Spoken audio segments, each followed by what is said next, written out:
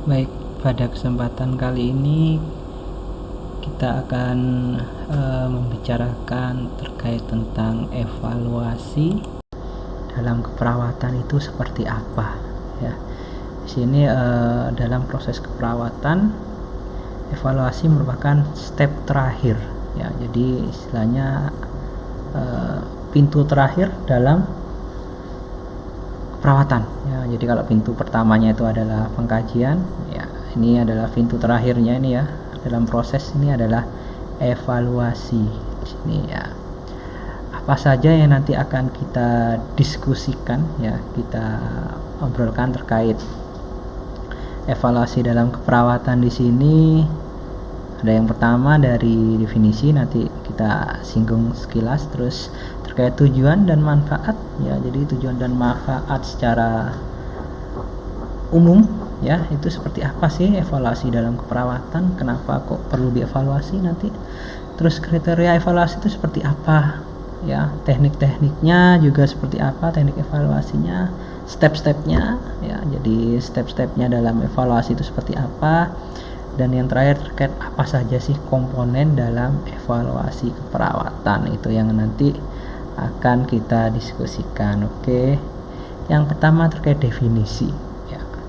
Definisinya evaluasi itu apa sih sebenarnya ya. Jadi evaluasi ialah suatu step akhir dalam rangkaian proses keperawatan yang bertujuan untuk merekod atau merekam atau mengevaluasi dari tindakan keperawatan yang telah dilakukan, dan ada justifikasi di sana tercapai atau tidak, atau perlu pendekatan atau mekanisme yang lain nanti. Nah, itu dalam evaluasi. Jadi ada hasil ukur nanti di sana disampaikan.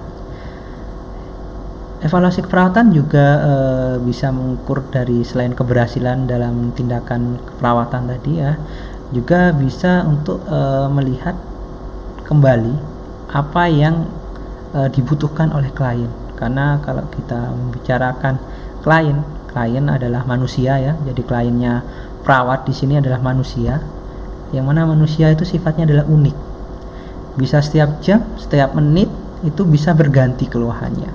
Ya, apalagi kalau kita bicara tentang asuhan keperawatan yang kita fokuskan adalah bagaimana kita menangani respon dari si kliennya. Respon dari penyakit misalnya penyakit X itu apa? Ternyata responnya itu nyeri, berarti nyeri yang akan kita tangani itu ya. Seperti apa nanti terkait tahapan penilaian atau evaluasi ya. Jadi harusnya adalah tersistematik dan terencana.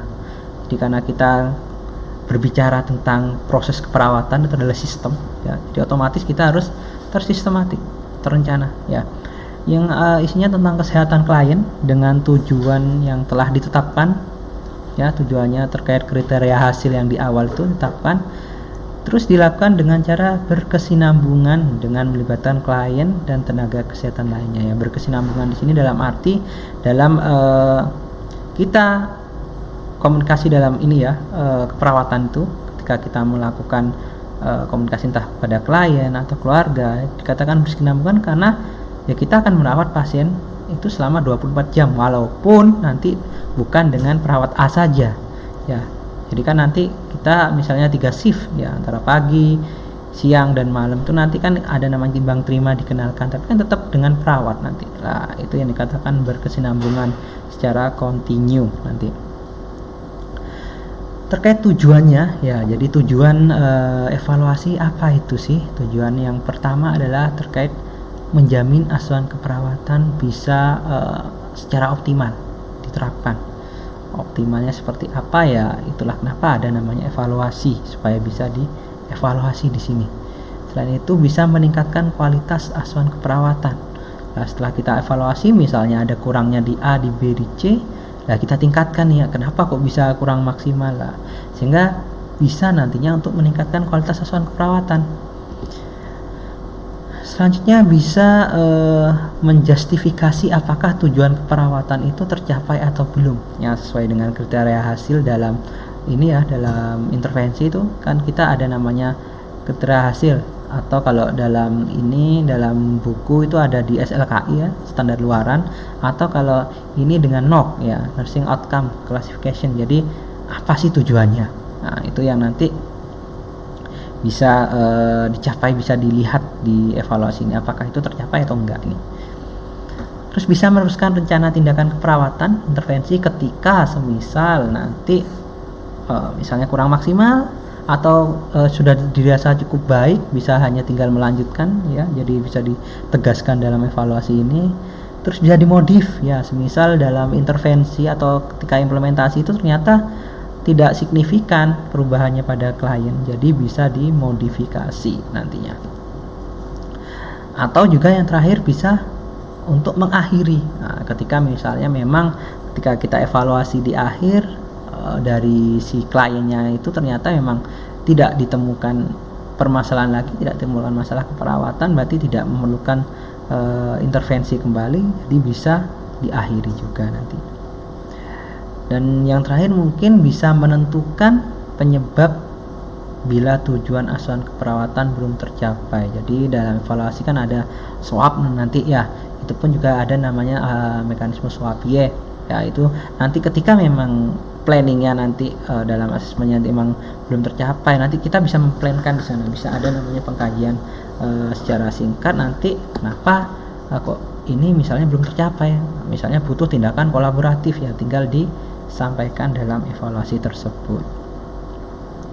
Ya, manfaatnya ya, yang jelas manfaatnya yang pertama untuk perkembangan kesehatan klien ya, sesuai dengan ini ya yang terbaru dalam SNAS, bahwasanya kita harus perawatan berfokus pada klien ya, atau sering dikenal dengan PCC ya, patient center care ya, berpusat pada klien ya. Jadi otomatis manfaatnya untuk pengembangan kesehatan klien ya, untuk menilai efektivitas, efisiensi dan produktivitas ASKEP yang diberikan. Nah, ini juga bisa dinilai ya, seperti yang tadi sempat saya singgung, bahwasanya memang baik enggaknya ketika kita memberikan, kan kita bisa evaluasi sendiri ya. Jadi bagaimana efektivitas, efisiensi dan produktivitasnya.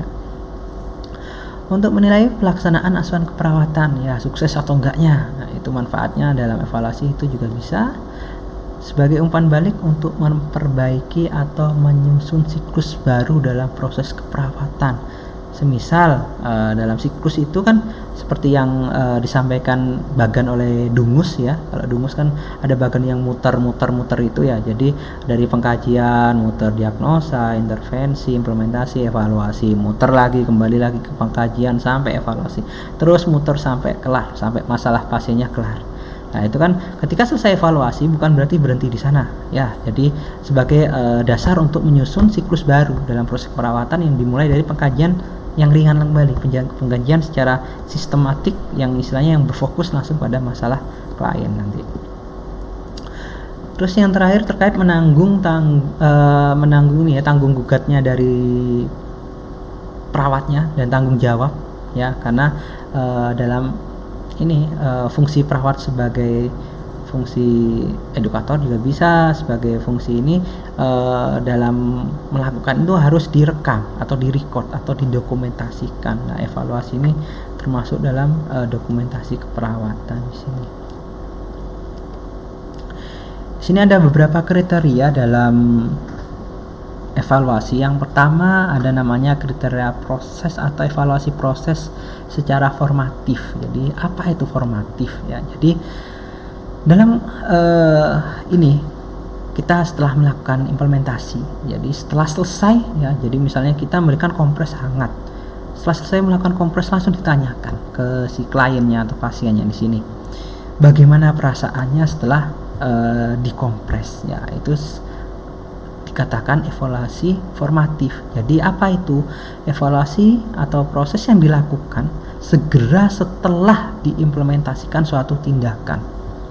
Nah, jadi itu yang mekanisme itu yang harus dilakukan. Jadi setelah kita lakukan langsung ditanyakan seperti apa sih respon dari si klien pada waktu selesai dilakukan tindakan. Itu terkait evaluasi proses atau formatif. Ada juga namanya evaluasi hasil atau sumatif. Nah, di sini yang sering mungkin dilakukan di lapangan atau di lahan itu adalah menilai hasil asuhan keperawatan dengan dilihat adanya perubahan atau tidak di kliennya ya. Jadi evaluasi ini pada akhir tindakan keperawatan ya. Jadi misalnya dalam kriteria awalnya itu dilakukan mekanisme evaluasi itu sesuai kesepakatan kan, salah satunya dalam SMART itu bisa diukur waktunya, misalnya dalam 1x4 atau 1x5 jam. Nah, kalau misalnya kita evaluasi secara jangka pendek ya, misalnya satu shift ya, seperti apa emang evaluasinya ya. Jadi apakah memang selesai atau tidak ya. Jadi misalnya dilakukan tindakan jam 8, berarti kita misalnya 4 jam, berarti jam 12 nanti kita evaluasi efektif atau tidak nih tindakan yang kita lakukan. Itu dikatakan evaluasi sumatif nanti.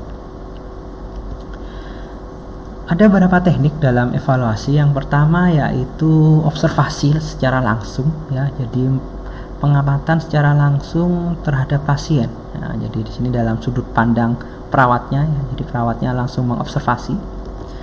Terus ada wawancara, menanyakan ya, jadi menanyakan seperti apa respon dari kliennya. Jadi misalnya sudah diberikan dari kompres, misalnya kompres, Pak, Bu, kompres setiap 1 jam sekali ya, selama 4 jam berarti kan paling tidak udah 4 kali kompres lah.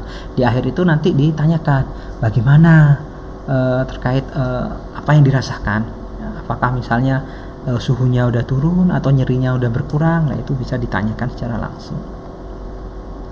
Atau juga teknik evaluasi bisa dengan melakukan pemeriksaan terhadap laporan. Nah, semisal bukan kita nih ya, jadi misalnya perawat dalam MAKP misalnya ada tim ya, ada Katimnya ternyata tidak bisa mengevaluasi secara langsung ya, sehingga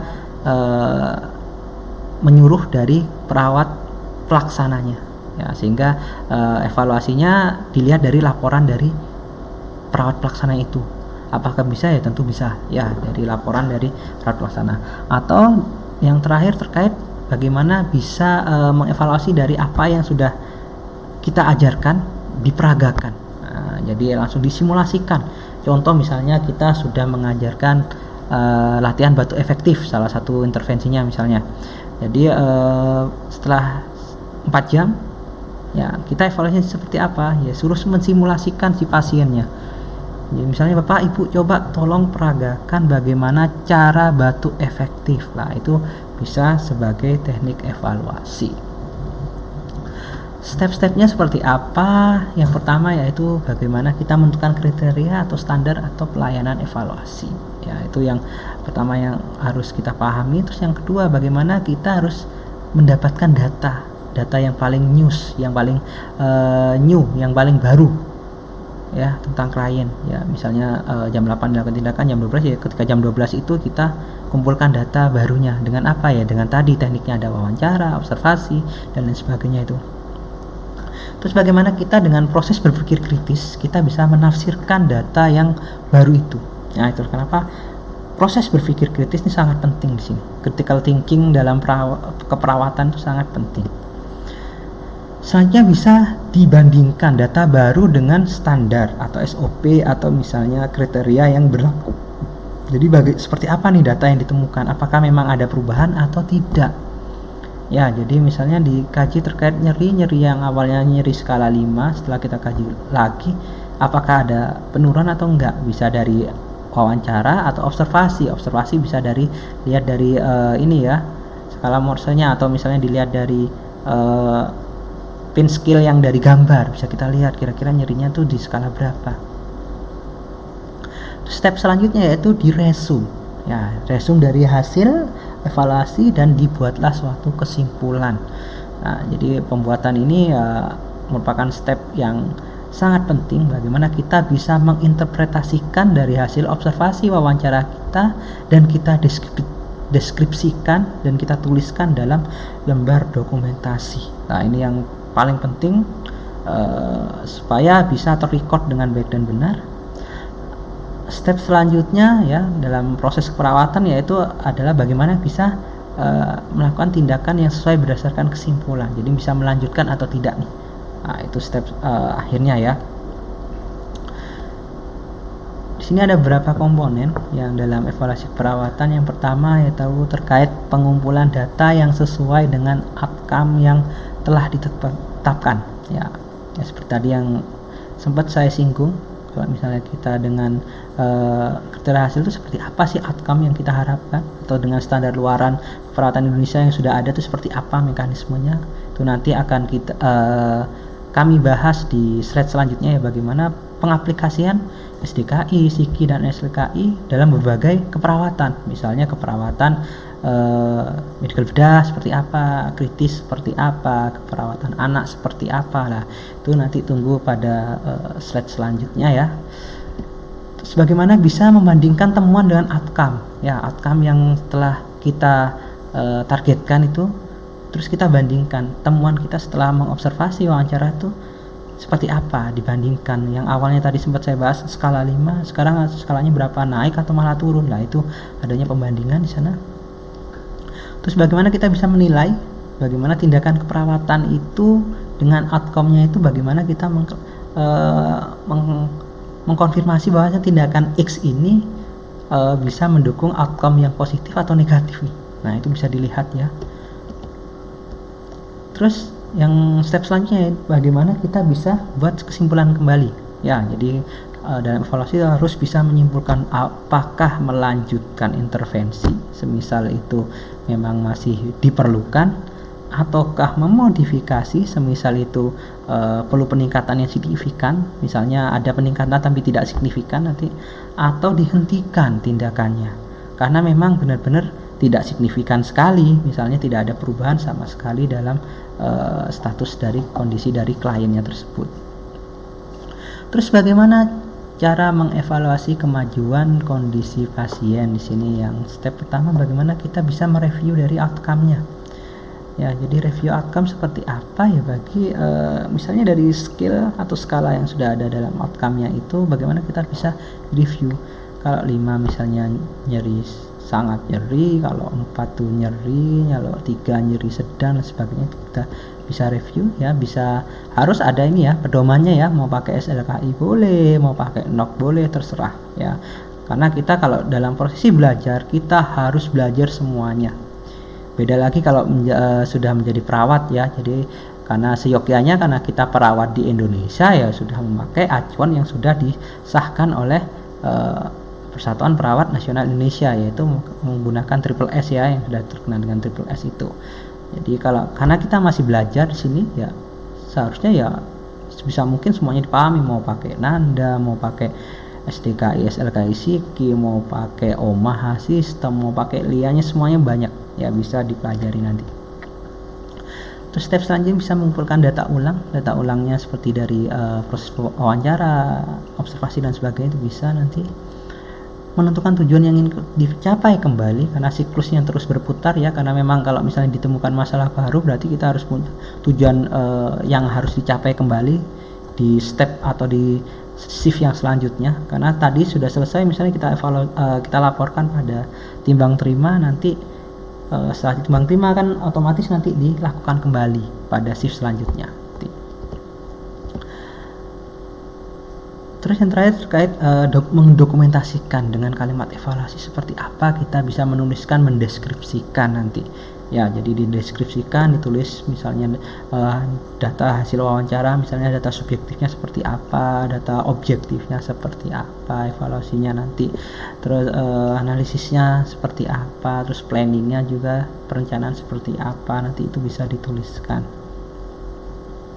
Terus yang step selanjutnya bisa dievaluasi juga ya terkait masalah kolaboratif jika diperlukan ya. Jadi boleh ya, karena dalam fungsi keperawatan atau perawat itu memiliki 3 fungsi ya, ada fungsi independen, dependen, dan interdependen ya. Siapa tahu interdependennya emang perlu ini ya, nggak harus independen ya, walaupun memang kita sebagai perawat seyogyanya fungsi independen kita jangan sampai lupa ya, itu ya.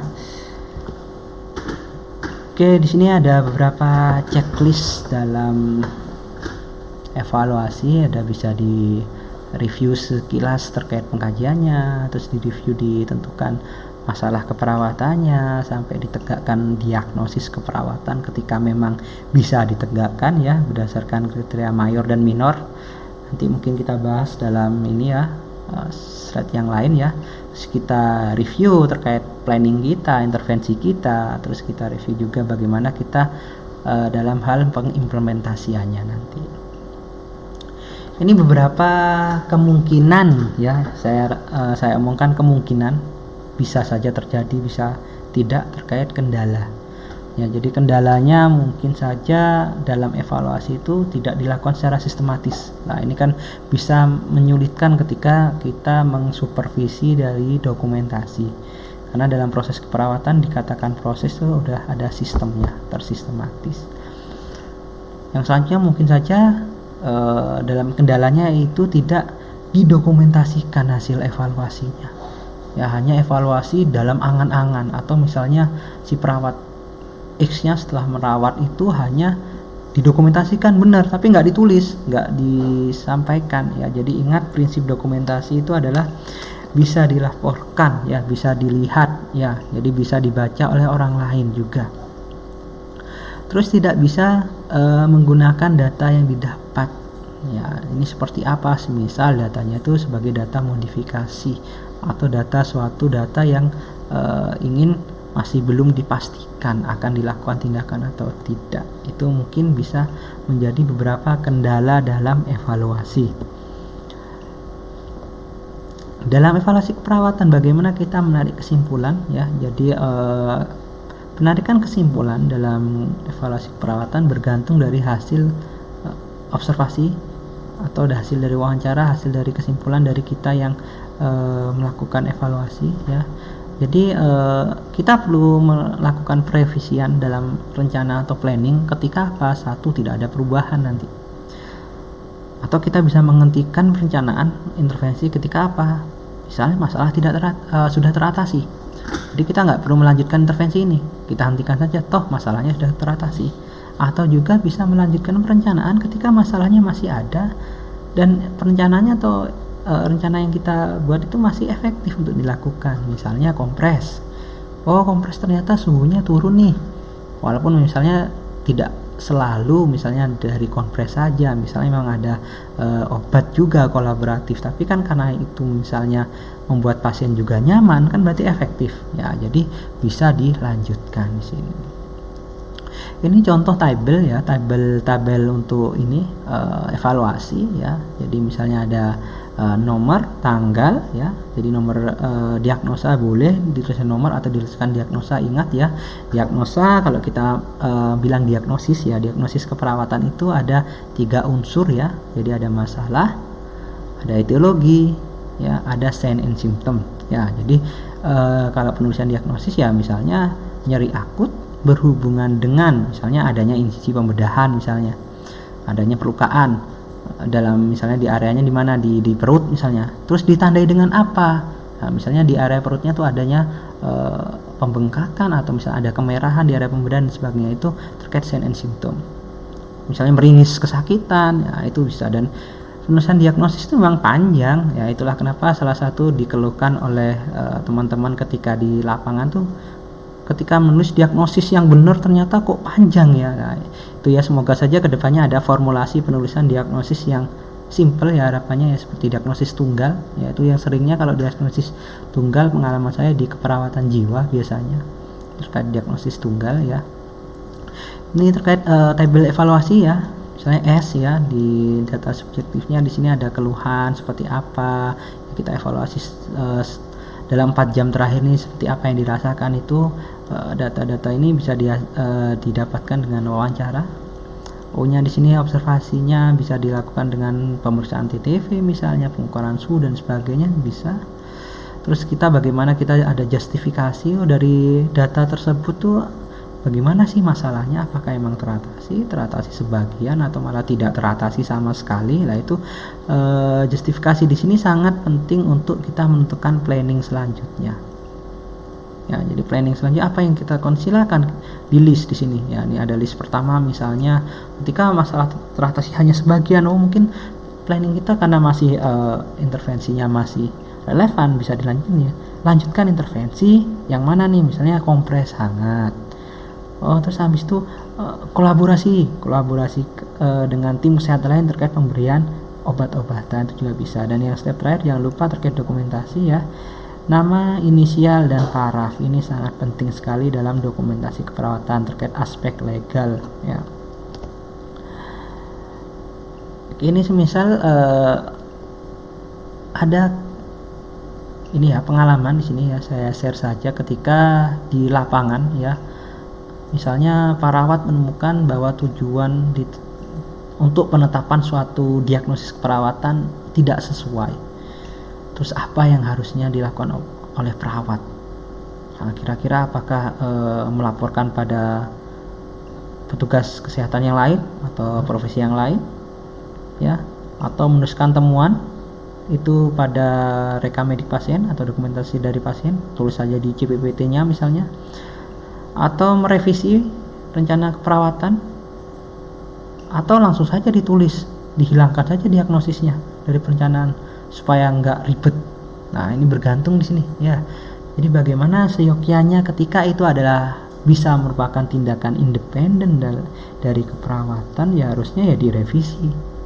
Ya, direvisi terkait perencanaannya. Karena penting di sini untuk perawat ya, untuk kita harus pede dengan tindakan apa yang kita lakukan. Jadi tidak melulu perawat itu bisanya hanya tindakan kolaboratif seperti memasukkan obat, memasang infus, padahal itu tindakan yang dependen ya. Interdependen juga bisa dari padahal fungsi independen kita banyak. Terkait apa? Misalnya terkait pemenuhan kebutuhan dasar manusia ya, itu yang tolong jangan dilupakan bahwa sebagai perawat pentingnya yaitu bagaimana kita menangani respon klien ya, bagaimana kita menangani kebutuhan dasar manusia dari si kliennya ya.